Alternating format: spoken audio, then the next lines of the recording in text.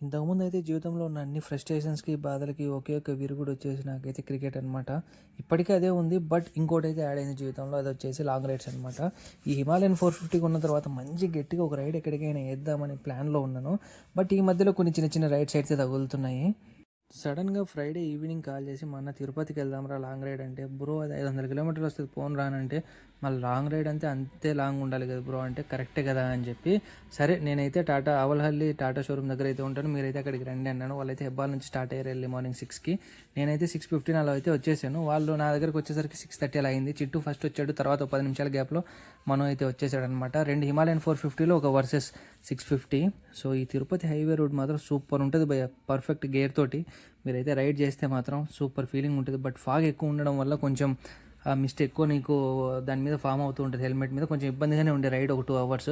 కరెక్ట్గా రాగానే ఫాగ్ అయితే తగ్గిపోయింది. సో మేమైతే బ్రేక్ఫాస్ట్ పాయింట్ కోసం ఇక్కడైతే ఎండిసి దోశ కార్నర్ అని చెప్పి ఇక్కడ ఆపామన్నమాట. ఇక్కడ రెగ్యులర్గా వెళ్ళేటప్పుడు అయితే ఇక్కడే ఆపుతాను నేను, ఎందుకంటే కొంచెం బ్యాంబూ హట్ మాదిరి అని చెప్పి లోపల ఫ్యామిలీ సెక్షన్ చాలా నీట్గా ఉంటుంది. ఇక్కడ ఉన్న లగేజ్ అంతా మంచిగా నీట్గా పెట్టుకోవచ్చు అని చెప్పి ఇక్కడ ఆపి, సో ముల్బాగల్ దోశ, ఒక plate puri and vada, and final టచ్లో మనకైతే పొంగల్ అయితే ఆర్డర్ ఇచ్చాము. టేస్ట్ అన్నీ వేరే లెవెల్లో ఉన్నాయి భయ. మార్నింగ్ ఆ చలికి వేడివేడిగా తింటూ ఉంటే పిచ్చి ఎక్కిపోయింది అసలు. సూపర్ టేస్ట్ ఉంది నిజంగా ఆ చట్నీ అంతా కూడా. లాంగ్ రైడ్స్ అప్పుడు ఎంత తక్కువ తిందాం అనుకున్నా మంచి టేస్ట్ పడినప్పుడు మాత్రం అసలు ఆగలేకపోతున్నాము.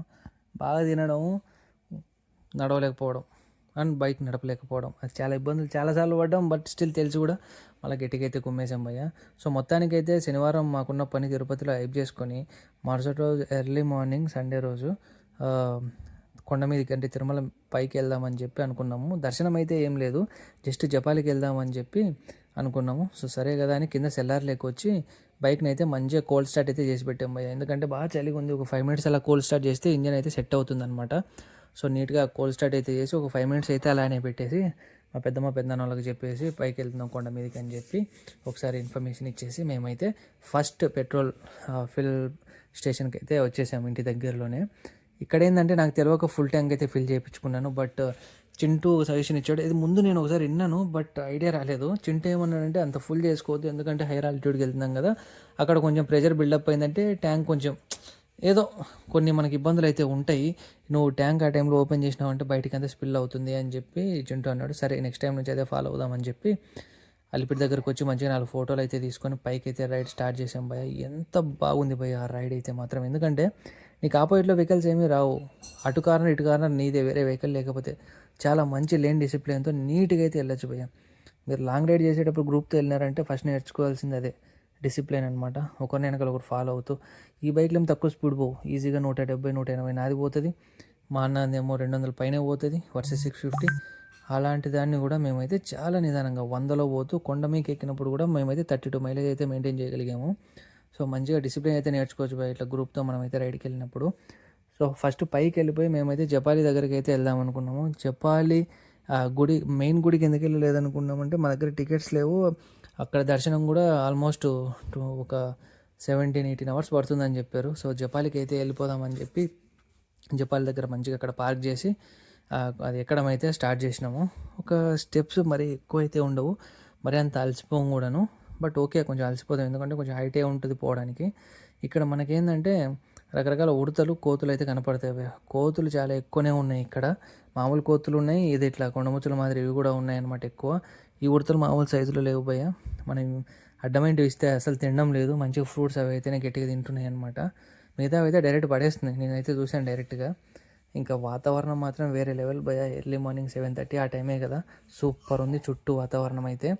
ఇంకా మన వాళ్ళ భక్తి ఎలా ఉంటుందంటే ఎక్కడ చూసినా కూడా రాళ్ళు కనపడినాయంటే ఒకదాని మీద ఒకటి కట్టేస్తారు. నమ్మకం ఏంటంటే మన అనుకున్నవన్నీ తీరిపోతాయని చెప్పి. ఇంకా కొందరైతే ఇల్లు కూడా కట్టేస్తాం, అలా అన్ని రాళ్ళు కడితే అన్ని అంతస్తులు కడతామని కొంచెం నమ్మకం అనమాట. సో నీట్గా అలా సెట్ చేశారు. కోతులు అయితే దారుణంగా ఉన్నాయి భయ్య, నువ్వు ఏదైనా ఒక ప్యాకెట్ కనపడిందంటే మాత్రం గట్టిగా లాగేసుకొని వెళ్ళిపోతాయి, చిన్న పెద్ద తేడా లేదు, అన్ని మీద పడి అయితే లాక్కొని వెళ్ళిపోతాయి భయ్య. చాలా జాగ్రత్తగా ఉండాలి ఇక్కడికి వెళ్ళేటప్పుడు. సో మేమైతే ప్రశాంతంగా అలా నడుచుకుంటూ, ఇక్కడైతే కొన్ని చెట్లు ఉన్నాయి, కొన్ని 100 ఏళ్ళ చరిత్ర ఉంటుంది నాకు తెలిసి ఈ చెట్లకి. ఆ వేర్లే పెద్ద పెద్ద కొమ్మల మాదిరి అయితే ఉన్నాయన్నమాట. చాలా ప్రశాంతంగా ఉంది ఈ ఏరియా.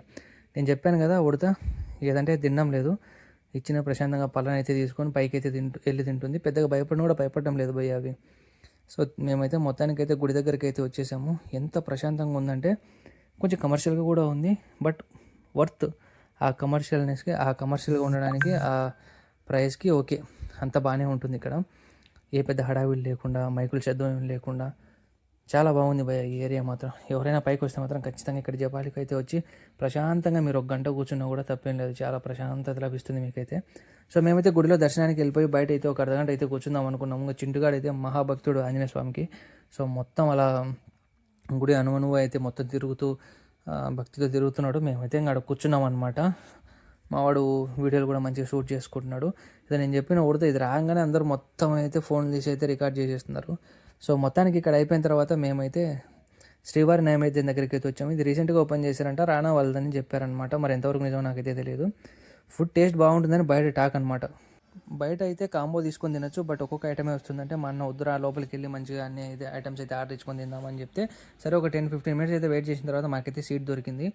సో లోపలికి వెళ్ళిన తర్వాత ఆ ఐటమ్ చూస్తూ ఉంటే నాకైతే మైండ్ బ్లాక్ అయిపోయింది భయ్య. దాంట్లో మైసూర్ బజ్జీ కనపడింది, నా ఫేవరెట్ ఐటమ్. ఎప్పుడో తిన్నాను భయ్య, సంవత్సరం అవుతుంది. సో సరే కదా అని చెప్పి ఫస్ట్ అయితే మైసూర్ బజ్జీ ఆర్డర్ ఇచ్చి వేడిగా ఉందంటే వేడిగా లేదన్నాడు. బాగా డిసప్పాయింట్ అయిపోయాను. తర్వాత పొంగలు, మసాలా దోశ, వడ అయితే ఆర్డర్ ఇచ్చాము. టేస్ట్ మాత్రం వేరే లెవెల్. హాస్పిటాలిటీ అయితే ఇంకా చెప్పనక్కర్లేదు. వద్దురా బాబు అన్న నెయ్యి అయితే చంపేస్తున్నారు, పొడి అయితే చంపేస్తున్నారు. సూపర్ టేస్ట్ ఉంది భయ్య. నెయ్యి అయితే ఆ ఐటమ్ ఏదైనా సరే నెయ్యి అయితే వేసి పోసి పారదూపుతున్నారు. ఇదే ఫేమస్ ఇక్కడ అంటున్నారు. ఇంకా వేడివేడిగా మళ్ళీ లాస్ట్లో బోండాలు వచ్చినాయని చెప్తే బోండాలు అయితే తెప్పించుకున్నాను. సూపర్ అంటే సూపర్ టేస్ట్ భయ్య.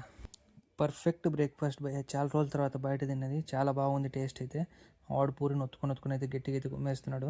సో ప్రశాంతంగా తిని కిందికి అయితే బయలుదేరిపోయాం భయ్య. ఆ కిందికి వెళ్ళేటప్పుడు మాత్రం బోండాలు పూరీలు కొట్టేసుకునే భయ్య పొట్టలో అయితే. బట్ టేస్ట్ మాత్రం super. Please do subscribe our channel the ఊరగాయ ఫర్ మోర్ వీడియోస్.